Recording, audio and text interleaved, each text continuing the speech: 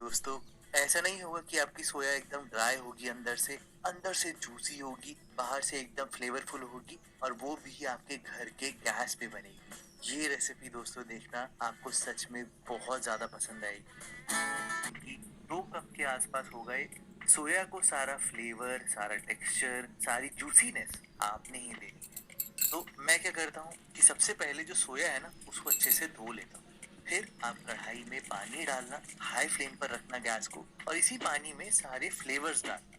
1 चम्मच नमक, 1 चम्मच चीनी। ये है धनिया की डंठल। धनिया बाद में यूज करोगे ना पत्तों को, तो उसकी डंठल आप यहाँ पर डालना। यूज करोगे ना पत्तों को, तो उसकी डंठल आप यहाँ पर डालना। एक ही लहसुन होगी जिसको मैंने एकदम फाइनली चॉप करके डाला है।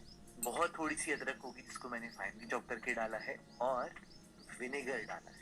ये सारी चीजें दोस्तों बहुत ही अमेजिंग फ्लेवर देंगी और आपकी सोया के अंदर तक खुशबू आ जाएगी और टेक्सचर भी आएगा। अभी बताऊंगा कैसे। आप फिलहाल इन सारी चीजों को पहले बॉईल होने देना और गरम गरम बॉइलिंग पानी में ही सोया को डालना।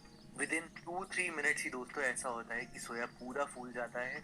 और बस अब आपने ये करना है कि इसे निकालना है और स्ट्रेन करना है। इसे यूज करने से पहले इसे ठंडा होने देना, ऐसे ही यूज मत कर लेना। जब तक ये ठंडा होएगा तब तक हम यहाँ पर सारी कटिंग चॉपिंग कर लेते हैं। तो मैंने यहाँ पर एक प्याज लिया है जिसको मैंने ट्रायंगल शेप में काटा है। कैप्सिकम आप अपनी पसंद का ले सकते हो, एक चाहिए होगा आपको। मेरे पास कलर वाले थे तो मैंने उनको भी यूज किया है, बाकी ट्रायंगल शेप में ही काटा है। प्याज का जो सेंटर वाला पार्ट था ना, जिसके आप बल्ब नहीं निकल सकते, इसको आप एकदम फाइनली चॉप कर देना। ये आपकी सॉस के काम आता है। सोया भी ठंडा हो चुका होगा। अब आ देंगे।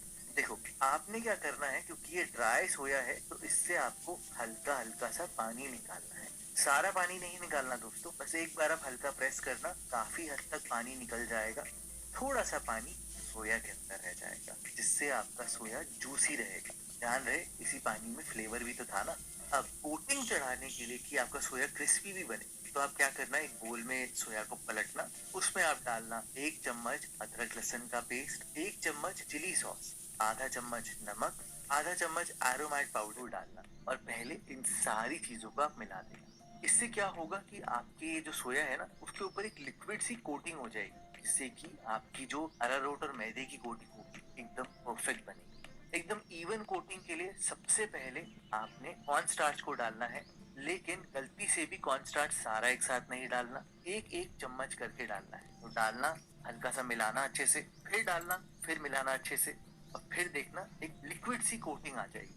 अब इस कोटिंग को सेट करने के लिए आप यहाँ पर 1 टेबल स्पून ही मैदा डालना, और फिर देखना जब आप कोट करोगे ना, एकदम बढ़िया सी पतली सी कोटिंग हो जाएगी। ये नहीं कि बहुत मोटी कोटिंग होगी पकोड़े जैसी। बस आपने अब इसको फ्राई करना है हाई फ्लेम पे, गरम गरम तेल। मुश्किल से आपको 3-4 मिनट। ये देखो एकदम बढ़िया से फूल भी गए हैं और बहुत ही प्यारी कोटिंग हुई है। ये देखो निकलते ही आपको दिख रहा होगा,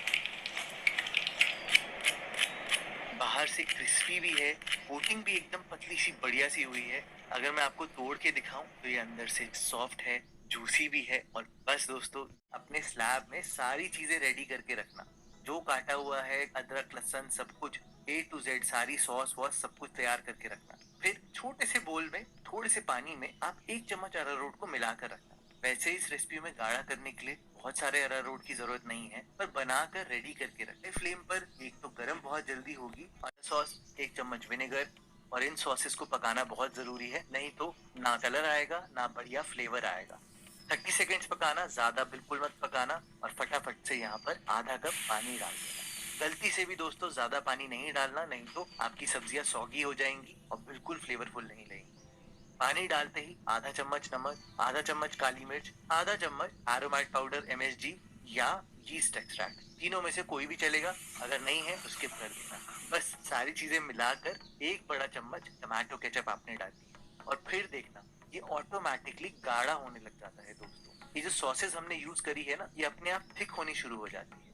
बस अब फाइनल बाइंडिंग के लिए आप यहाँ पर 2 से 3 चम्मच ही अरारोट का पानी डालना, ज्यादा मत डालना दोस्तों, नहीं तो बहुत गाढ़ा हो जाएगा और कोटिंग सही नहीं होगी। वेट करना थोड़ा सा कि अगर थिकनेस आपके हिसाब से आई है या नहीं आई है। जब आ जाए तो फिर यहाँ पर अब गैस को बंद कर दें। बहुत के यहाँ पे सोया डालना सारा, धनिया, ग्रीन अनियन का ग्रीन पार्ट डालना है और सारी चीजों को मिलाना है। बहुत इवन कोटिंग हो जाएगी दोस्तों और एकदम परफेक्ट क्रिस्पी सोया चिली आपको मिलेगी।